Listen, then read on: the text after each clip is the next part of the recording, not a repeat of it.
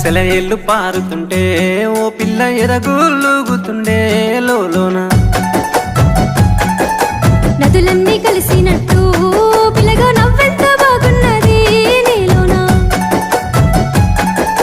గాజుల సప్పులు గలుగల్లు మోగంగా గజ్జెల పట్టీలు గంటేసి ఆడంగా వరిగడ్డి మోపు ఎత్తి ఓ పిల్ల వయ్యారి నడుము పవే ఈ వేళ సిగ్గు సింగ